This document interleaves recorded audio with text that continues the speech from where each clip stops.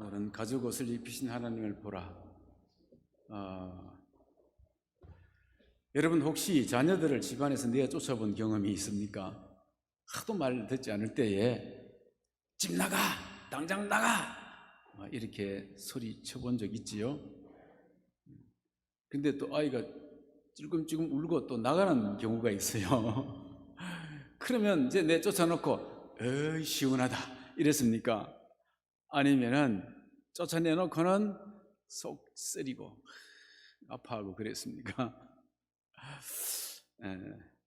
오늘 본문을 보면 하나님께서 이제 하나님의 명령을 어긴 아담과 하와를 에덴에서 쫓아내십니다. 쫓아내신 다음에는 우리하고 좀 다르게 다시는 들어올 수 없도록 완전히 문을 걸어 잠가 버리십니다. 그리하여 지상 최대의 낙원인 에덴 동산은 폐쇄되고 점점 지상에서 소멸되어 가버렸습니다. 여러분, 이 아담이 쫓겨난 이 에덴은 과연 실화일까요? 신화일까요? 실제로 존재했던 것 같습니까? 아니면 꾸며낸 이야기일 것 같습니까? 실제로 존재했다면 그 근거가 어디 있습니까? 창세기 1장 1절에 하나님이 천지를 창조했다 했습니다. 우주를 창조했다는 말이지요. 근데 그 우주의 한 중심이 어디라고 생각하십니까, 여러분? 과학자는 모릅니다. 우리 성경을 읽는 사람만 압니다. 이 광활한 우주의 중심은 지구입니다. 지구.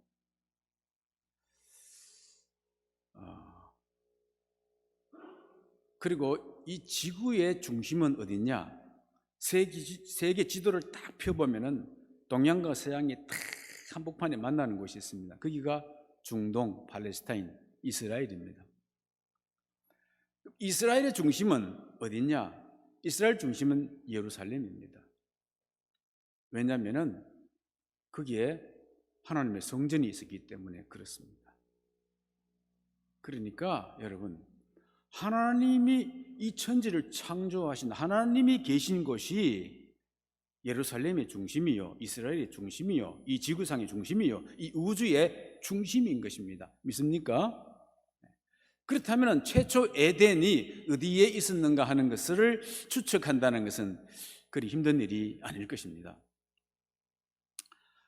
에덴을요 크게 세 범주로 이제 설명을 해 본다면 이렇습니다. 우선은 2,400km 아주 넓은 광활한 지역으로서의 에덴입니다. 거기까지 에덴이라고 이제 넓은 지역까지 볼 수가 있습니다. 그 근거는 요한계시록 21장에 보면은 7 대접에다가 마지막 7 재앙을 담은 천사가 요한에게 말합니다. 내가 하나님의 새 신부를, 어린 양이죠, 어린 양의 신부를 너에게 보여주리라 하면서 어린 양의 신부가 하늘에서 내려오는 새 예루살렘 성입니다. 그리고는 그 새 예루살렘 성은 사방이 보석이고 12문이 있고 그렇습니다. 그런데 그 천사가 요한 앞에서 그 예루살렘 성 둘레를 길이로 측량해 봅니다. 네모 반듯한데 그 둘레를 측량해 보니까 한 면의 길이가 12,000 스타디온이더라 라고 기록되어 있습니다. 요한계시록 읽어보신 분은 다 알지않아요? 그 12,000 스타디온이 2,400km인 것입니다. 2,400km. 지금 유프라테스 강의 길이가 2,400km 조금 넘고 티그리스 강 길이가 2,400km 좀 넘습니다. 그러니까 예루살렘을 딱 중심으로 해서 밑에 1,200km 이집트, 위로 1,200km 터키, 2,400km, 그리고는 요 끝까지 이란, 이라크 중간에 2,400km, 그 다음 밑으로 오만까지 2,400km, 그리고 오만에서 이집트까지 2,400km, 그 범주, 광역 넓은 지역의 에덴이다라고까지 이제 볼 수가 있는 것이고요. 그걸 좀 더 좁혀서 에덴을 말한다면은 바로 고대 이스라엘 땅이 에덴이었다. 고대 이스라엘 땅은 남쪽에 있는 유다 광야 브엘세바로부터 북쪽 갈릴리 지역 단까지 그곳이 에덴이었다. 그런 겁니다. 그런데 그러면 아담이 이스라엘 지역 전체로 또 저기 이란까지 거기 가서 전체 돌아다녔겠는가?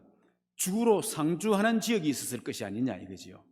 주로 상주하는 지역이 중심 에덴이었을 것이다. 그럼 주로 어디에 상주했는가? 동산의 중앙에 선악을 알게 하는 나무와 생명나무가 있는 그곳, 그 다음에는 강이 발원해서 4대강, 기혼강, 비송강, 또 유프라테스강, 히데겔강으로 뻗어져 가는 그 중심 지역이 주로 상주했을 지역이었을 것이다. 그런 것입니다. 그 지역은 어디겠느냐? 예루살렘 지역이었을 것이다 라고 추측하는 것입니다. 조금 더 이제 문헌적 근거를 살펴볼 수가 있습니다. 이제 3가지 정도 근거를 말씀드릴 텐데요. 첫째, 문헌적 근거는 이 4대 강 중에서 2강 이름이 예루살렘 지방 근처에서 사용되었던 기록이 성경에 나와 있습니다. 우선 첫째 강은요, 기혼 강인데 역대하 32장 20절 보면은 이 히스기야가 또 기혼의 윗샘물을 막아 그 아래로 쫓아 다윗성 서편으로 곧게 인도하였으나 라는 말이 성경에 등장합니다. 자, 이 기혼샘은 어디 있느냐? 지금 예루살렘 성 안에 실로암 못이라는 못이 있습니다. 근데 실로암 못이 인공 못인데 어떻게 생겨났나 하면은 예루살렘 성 바로 바깥에 아수르 군대가 쳐들어왔을 때에 저들이 물 마시지 못하도록 막아버리고 또 성 안에는 마셔야 되니까 그 기혼 샘에서 아주 깊은 곳인데요, 지하 안반을 뚫어가지고 성 안으로 끌어 들어가 만든 못이 실로암 못입니다. 그래서 성 안에서는 물 마시되 적군이 와서 물을 찾지 못하도록 막아버렸단 말이지요. 근데 그 기혼 샘의 못의 물은 지금도 물이 솟아오르고 있는 것이지요. 그럼 두 번째는 유프라테스 강입니다. 유프라테스 강의 이제 성경적 근원은요, 예레미야 13장 4절에 보면은 하나님이 예레미야에게 말합니다. 너는 사서 내 허리에 띈 띠를 가지고 일어나 유프라테로 가서 거기서 그것을 바위 틈에 감추라 하시기로 그랬습니다. 무슨 말이냐면은 유다가 앞으로 멸망할 것을 이제 상징적으로 보여주면서 허리띠를 사라 이거지. 그래 그것을 물 묻히지 말고 유프라테 강가로 가가지고 거기 숨겨두라 이거지. 얼마 뒤에 또 유프라테 강으로 가서 찾아오라는 겁니다. 찾아오려고 갔더니 허리띠가 썩어 있더라 라는 것이거든요. 유다가 이렇게 멸망할 것이다 라는 것이거든요. 그런데 이 예레미야는 어디 사람이냐면 예루살렘 근처 아나돗 사람이거든. 아나돗. 그러면은 배가 물에 썩었다는 걸 보여주려고 그 주변에 있는 강을 찾아가면 되지, 예루살렘에서 그 지금 500km에서 2000km 떨어진 곳으로 거기까지 가서 숨겨놨다가 또 몇 날 후에 또 다시가 찾아오라고 말씀했다는 것은 무리가 아니겠습니까? 그렇잖아요? 그러니까 유프라테 강은 아나돗 지방에서 조금 떨어진 곳에 있었다라는 것입니다. 그러니까 4대 강 중에서 2강이 예루살렘 근처에 이름이 있었다라는 문헌적 근거입니다. 물론 다른 2강은 예루살렘 근처에 있었다는 것은 기록되지 않지만 히데겔 강이잖아요. 히데겔 강은 우리 창세기 1장 14절에 보면 셋째 강 이름이 히데겔이라 했는데 이 강은 아수르 동쪽으로 흘렀다 그랬습니다. 다니엘서 10장 4절에도 보면은요, 다니엘이 어디서 히데겔 강에서 환상을 보았다라는 말이 이제 나오는 것입니다. 그러니까 히데겔은 어디냐 하면은 터키 쪽에서 이란 쪽으로 흐르는 티그리스 강입니다. 터키 이름이 원래 뒤르게르잖아요. 뒤르게르가 데겔과 같은 이제 음을 갖고 있는 것입니다. 앞에 히자는 묵음이고 그 뒤르게르가 퇴겔이에요. 그래서 이것이 정확히 70인역에 보면은 히데겔이란 말을 티그리스라고 옮겨놨습니다. 그러니까 이게 이제 동쪽 아수르 지방, 터키 조방으로 흘렀다라고 하는 말이 기록되어 있거든요. 그 다음에 이제 비손강인데, 이 비손강은요, 그 명칭을 찾아보기가 힘듭니다. 딱 한 번 나오고 창세기에, 그 다음 안 나와요. 그렇지만은 거기에 기록되어 있는 조건들이 몇 개 있습니다. 창세기 11절에 보면은 1장 11절, 비손은 뭐가 있다? 금이 있는 하윌라 온 땅을 둘렀다. 그래서 금이 있다. 두 번째는 베델리엄하고 호마노가 있다 기록되어 있습니다. 그러면 고대 중동 지방 주변에 어디가 금이 많이 났는가 찾아봤을 때에 기록되어 있는 것은 사우디아라비아의 아주 남쪽 지방과 그 다음에 아프리카의 그 남쪽 지방 사이에 금이 많이 났다는 거예요. 그리고 베델리엄은 호박과 같은 것이고, 보석 호박과 같은 것. 그 다음에는 호마노는 마노가 아주 매끈한 차돌 같은 것인데, 호마노는 그게 줄무늬가 있는 돌이란 말이지요. 그게 어디 많이 나느냐니까 예멘 지역에 많이 난다는 거예요. 자, 그렇다면은 추측해 보면은 에덴에서 아카바만 쪽으로, 아카바 홍해 있잖아요. 아카바만 쪽으로 물이 흘러서 지금 길게 아랍과 아프리카 사이에 흐르는 홍해로 흘렀을 것이다 라고 이건 추측해 보는 것입니다. 세계 세 번째 이 비손강까지는 모르지만 어쨌든 문헌적으로 볼 때에 이름이 똑같은 이름이 예루살렘 지방 근방에서 기록되어졌다 하는 것이잖아요. 여러분, 지금은 살고 있지 않지만은 무인도에 새가 살았는지 안 살았는지를 알려면은 꼭 새를 찾지 않아도 새 발자국만 딱 봐도 새 살았다라고 알 수 있잖아요. 그 흔적을 우리가 찾아볼 수가 있다 하는 것입니다. 아무튼 노아 홍수 이후에 고대의 지형이 대대적으로 변했기 때문에 깊은 바다가 솟아올라 산맥이 되고, 산맥이 바다가 되고 꺼지고, 이런 변동이 있었기 때문에 정확하게 그 지역을, 에덴 지역을 여기다 라고 딱 찾아 말하기는 어렵지만은 이렇게 발자국만 봤어도 우리가 추측하고 예측할 수가 있다 하는 것입니다.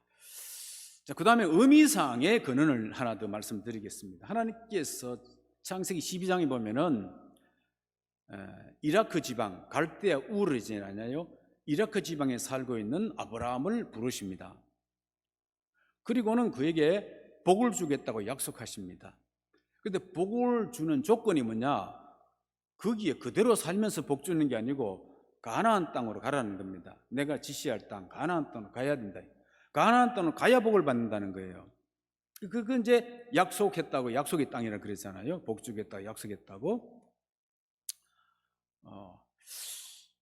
희한하다. 비옥한 메소포타미아 지역에 얼마나 좋은 토지가 있는데, 또 이집트 지역, 또 애굽이잖아요. 그 좋은 비옥한 땅들이 있는데 왜 하필이면 그런 땅으로 가라 하지 아니하고 황폐한 사막 같은 땅, 아주 소금 바다가 있는, 강이 있는 땅, 그 다음에는 1년에 한 번, 두 번밖에 비가 내지 않아서 천수답에만 의지해야 되는 그런 좁은 작은 땅으로 가라 했을까? 그게 왜 복이 된다고 했을까? 이해가 안 되잖아.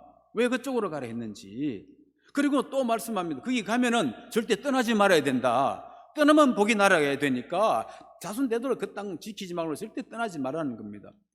가뭄이 와도 떠나지 말라는 겁니다. 이삭에게도 떠나지 말라 그랬잖아요.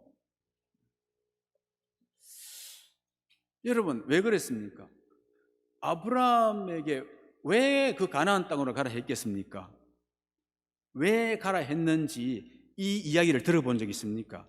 여러분이 믿음의 생활 신앙하면서부터 지금까지 왜 그 땅으로 가라 했는지 가르쳐 준 사람이 있습니까?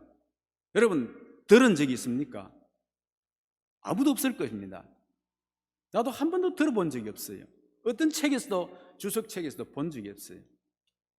내가 한 2달 전에 이 깊이 묵상하다가 성령님께서 탁 깔아서 주시는 걸 알고 성경이 확 열리면서 그때부터 내가 그냥 내 온몸이 그냥 전율을 하듯이 기뻐 뛰었습니다. 왜? 새로운 것을 안 깨달았다는 사실은요, 놀라운 것이거든요. 오늘 여러분 처음 들을 겁니다. 아마 천기누설 처음 들을 겁니다. 하나님께서 왜 아브라함이 가나안 땅으로 가게 했는가?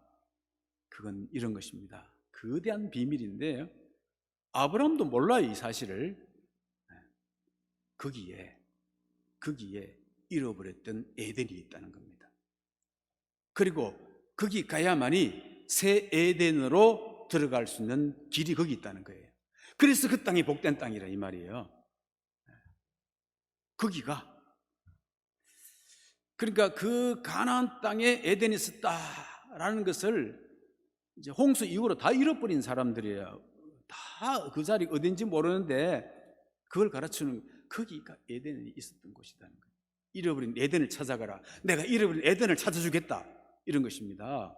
에덴을 찾아가라. 에덴을 주겠다고 하는 것이잖아요. 그게 참 복이잖아요. 그런 것입니다.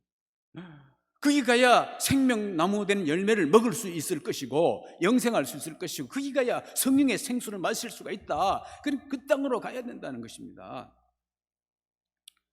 아브라함 이게 무슨 소리인지, 왜 그 땅으로 가라는지를 전혀 알지 못하고 그냥 갈 바를 알지 못하고 가서 순종했어요.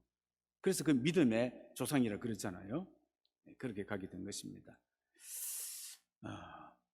의미상의 근원입니다. 이게 세 번째 역사적인 근원입니다. 역사적인 근원, 생명나무 대신 그리스도가 어디서 나셨습니까? 예루살렘이잖아요.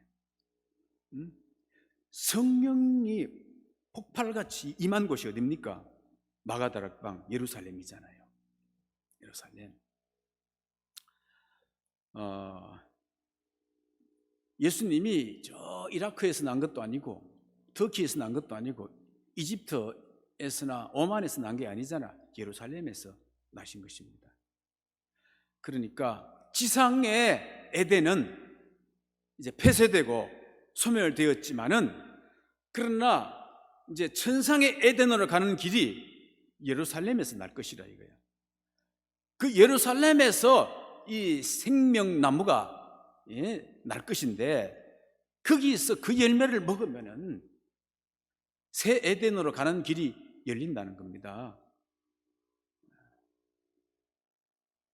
이거야말로 복의 근원이고 자손대대로 복받는 길 아니겠습니까? 그런데 놀라운 것은 아브라함이 그 사실을 죽을 때까지 몰랐다는 것이고, 이삭도 야곱도 몰랐는 것이고, 모세도 몰랐고, 다윗도 모르는 겁니다. 아무도 몰랐어요. 몰라. 그게 그냥 복 주시는 약속의 땅이라 하니까 그걸 갖지, 그것이 최초 에덴이 있었던 장소이고 앞으로 또 2000년 뒤에 생명나무가 와서 새 에덴으로 가는 길이 거기에 열릴 것이라고 아는 사람이 아무도 없었다.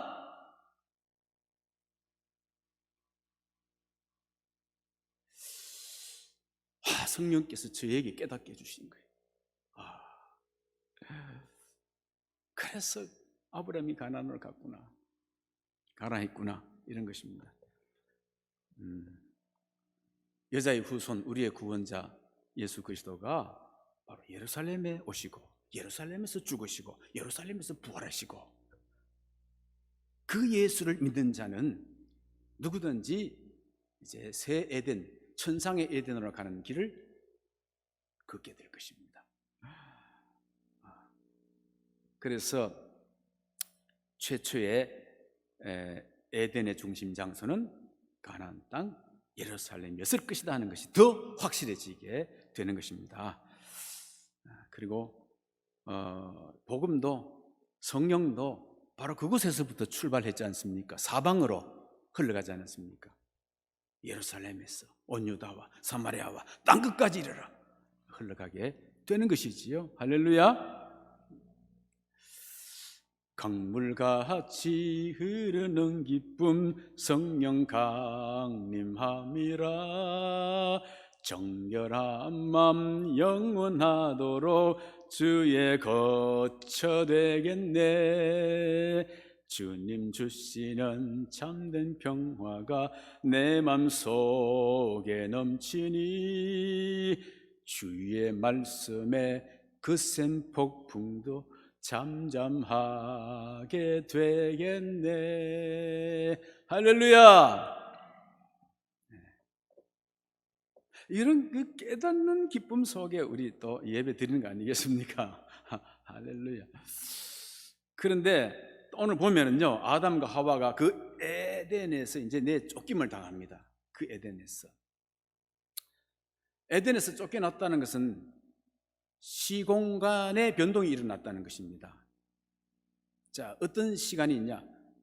카이로스 시간에서 크로노스 시간으로, 다시 말해서 하나님의 시간, 영원한 하나님의 시간에서 인간의 시간으로 시간이 변동됐다는 것이지요. 자동적으로 생명이 돋고 열매 맺는 그런 공간 땅에서 이제는 황폐한 땅, 수고하고 땀 흘리는 가시덤불과 은근기가 나는 땅이라는 공간으로 이 변동이 일어났다, 추방이 되어졌다는 것입니다. 그러니까 아담하고 비슷한 우리 동종의 인간의 입장으로서 볼 때 그 쫓아내는 하나님이 조금은 좀 원망스럽기도 하지요. 근데 거기까지는 좋은데 또 들어올 길을 좀 열어놓지 아주 불칼로 딱 막아놨다, 너무 가혹하지 않나 하나님, 이런 생각이 좀 들잖아요. 그 우리 생각이고, 더 깊은 하나님의 생각을 보십시다. 왜 그렇게 쫓아낸다면 왜 그렇게 문을 닫아 불칼로 막아버리는지에 대한 하나님의 생각을 또 살펴보자고요. 하나님 입장에서 그것은 첫째로 저주받은 상태에서 영생은 더 큰 불행이기 때문에 그런 것입니다. 저주받은 상태로 들어와가지고 생명나무 따먹었다, 그건 저주받은 상태로 영생하잖아. 그게 지옥 상태잖아요. 글리브 여행기를 보시면요, 글리브가 소인국, 키 작은 사람들이 사는 데서부터 거인국으로 쫙 이제 여행을 합니다. 여행을 하다 보면은 어느 한 나라에 등에 빨간 점을 이제 딱 가지고 태어난 아이가 있어요. 그 아이는 안 죽고 영원히 사는 아이라, 그러니까 글리브가 부러운 것이잖아요. 어떻게 이런 일이 다 있나. 그런데 전적 그 집에 갔더니 그 집은 그 아이가 태어나자마자 초상집이라 울고 불고 난린 거예요. 그리고 왜 그러냐 했더니 이제 그 점을 가지고 자기가 죽지 않는다는 사실을 아는 순간부터 모든 것이 어떻게 달라지느냐, 다른 아이들하고 경쟁할 필요도 없어. 시간이 얼마든지 있으니까 제때 빨리 해야 될 일 빨리 안 해. 빨리 할 필요가 없다. 내가 영원히 사는데 이거 빨리 해서 뭐 하겠냐 이거지. 그러니까 배워야 될 것도 빨리 안 배우고 해야 될 것도 빨리 안 하고 모든 게 뒤처져 바보가 되는 것이지요. 적응이 안 되는 거라, 자기 생활 속에서. 그러니까 아무것도 못해. 그래서 이런 사람들만 모아놓는 장소가 있는데 그곳으로 하는 수 없이 추방을 하게 되지. 그리고는 그 부모들이 먹을 것만 매일 갖다 줘서 먹어요. 그러니까 또 그런 거면 먹을 거 서로 먹으려고 그러네. 그러니 그 장소가 어떤 장소예요? 안 죽고 영원히 사는 아주 불행한 생지옥과 같은 장소. 그러니 대성통곡하는 것이다. 대성통곡. 폴 틸리라는 신학자는 인간의 실존 상태에 대해서 5가지로 말합니다. 갈등, 그리고 분열, 고독, 그 다음에 무의미, 절망. 이게 인간의 실존 상태라는 것입니다. 아담과 하와가 정말 평화의 동산에서 이제 갈등, 분열이죠. 다투고, 그 자식들이 다투잖아요. 다투고, 그 다음에는 쫓겨나니까 고독이고, 그리고 의미가 없어. 절망이야. 이런 상태에 던져진 것입니다. 이런 상태를 안고 영원히 산다? 그건 지옥이기 때문에. 그래서 그 길을 막아버린 것입니다. 어떤 새로운 찬스를, 기회를 주기 위해서 그 길은 막아버린 것이지요. 닫아버린 것입니다. 요한계시록 14장 13절 말씀에 보면은요, 지금 이후로 주 안에서 죽은 자들은 복이 있도다 그랬습니다. 죽음이 복이 되는 길을 열어준 거예요. 주 안에서 죽은 자들은 복이 있도다. 요한계시록 21장 4절에 보면은요, 주 안에서 죽은 자들에게 어떤 일이 벌어지는가 같이 읽어볼까요? 모든 눈물을 그 눈에서 닦아주시니 다시는 사망이 없고 애통하는 것이나 곡하는 것이나 아픈 것이 다시는 있지 아니하리니 처음 것들이 다 지나갔음이러라. 다시는 있지가 저 있자가 아니니까 상시어로 바꿔주세요. 다시는 있지 않으니 처음 것들이 다 지나갔음이러라. 그렇습니다. 그러니까 성도들은요, 죽음도 축복이고 선물인 줄로 믿으시기 바랍니다. 따라합시다. 죽음도 축복이고 선물이다. 그렇습니다. 그러니까 성도들은 죽음을 두려워하지 마시기 바랍니다. 죽음을 불행이라 생각하지 마시기 바랍니다. 저주받은 상태, 치매에 걸려 안 죽고 영원히 산다. 그건 끔찍한 일이라.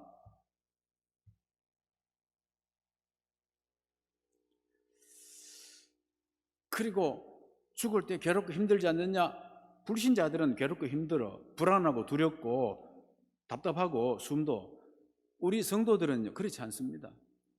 성도들은 성령이 함께 하시기 때문에 아무 답답함도 없어. 자는 듯이 그냥 편안하게 기쁨을 가지고 찾아오시는 주님을 바라보면서 빛의 세계로 들어간단 말이지요.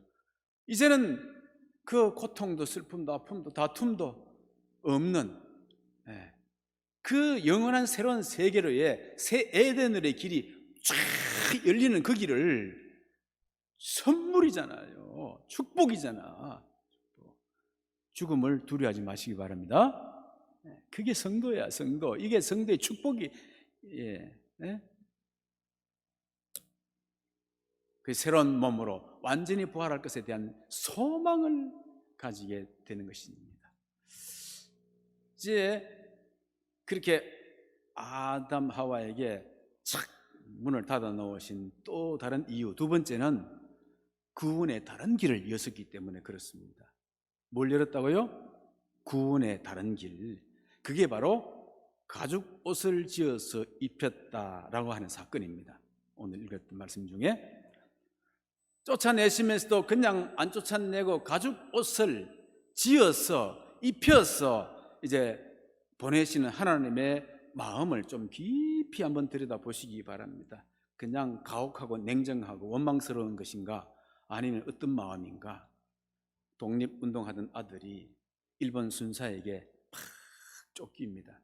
그래서 하는 수 없이 저 추운 북간도로 도망을 가야 합니다. 내일 새벽에 도망갈 텐데 어머니는 그 사실을 알고 밤새껏 한 땀 한 땀 솜옷을 기워서 아침에 도망가는 아들에게 입혀줍니다. 목도리 해주고 입혀주면서 조심하거라, 건강하거라. 그리고 보내는 어머니의 마음이 이 속에 담겨 있지 않습니까? 가죽옷을 지어 입혀서 내보내시는 하나님. 가죽옷은 첫째요, 죄의 수치를 가려주는 옷입니다. 무화과 나무 잎으로는요 전신을 다 가리지 못해요. 그잖아요. 근데 가죽옷은 롱코트 아시죠? 롱코트, 쭉 전신을 다 가리는 그런 이제 옷입니다.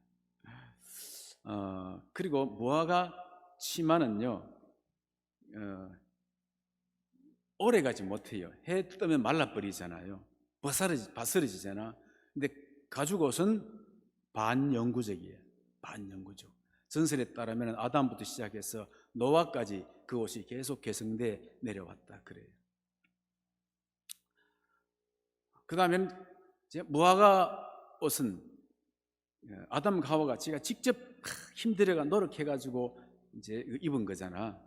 근데 그거는 쉽게 끊어지고 말라버리고 소용없잖아요. 근데 가죽 옷은 성경을 보시면은 하나님이 지어서 입혀 주셨더라 돼 있어요.